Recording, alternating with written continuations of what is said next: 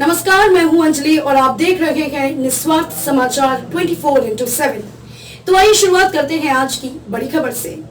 High court में बेटे ने कहा पापा के साथ नहीं रहना, नाना नानी और नए पापा के साथ खुश हूँ। छत्तीसगढ़ हाईकोर्ट के निर्देश पर बंदी प्रत्यक्षीकरण याचिका पर सुनवाई के दौरान अपने नाना नानी के साथ 14 साल का बेटा चीफ जस्टिस A.K. गोस्वामी की डिवीजन बेंच में उपस्थित हुआ।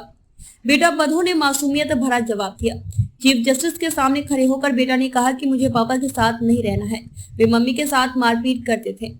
नाना नानी और नए पापा के साथ खुश हूँ।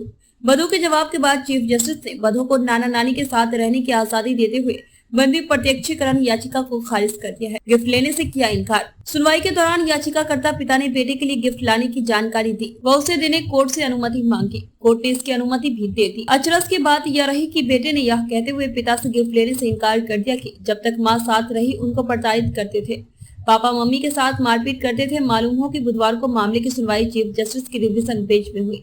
हाईकोर्ट में चीफ जस्टिस की डिवीजन बेंच में एक पिता द्वारा अपने बाधों को साथ रखने के लिए बंदी प्रत्यक्षीकरण याचिका दायर की थी।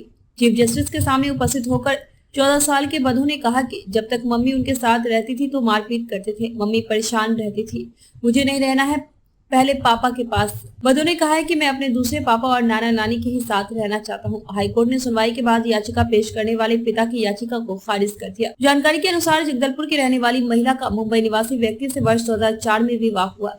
3 साल बाद बधू का जन्म हुआ। शादी के 15 साल बाद वर्ष 2019 में दोनों ने आपसी सहमति से तलाक ले लिया।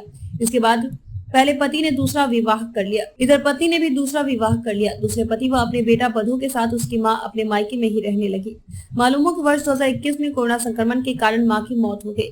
बेटा नाना नानी व दूसरे पिता के साथ रहता है। पिता ने अपने बेटा को साथ रखने के लिए अपने सास ससुर से संपर्क किया। उन्होंने अपने नाती को देने से इनकार कर दिया। सास ससुर के इनकार करने के बाद पिता ने वकील के जरिए छत्तीसगढ़ हाईकोर्ट में बंदी प्रत्यक्षीकरण याचिका दायर की थी।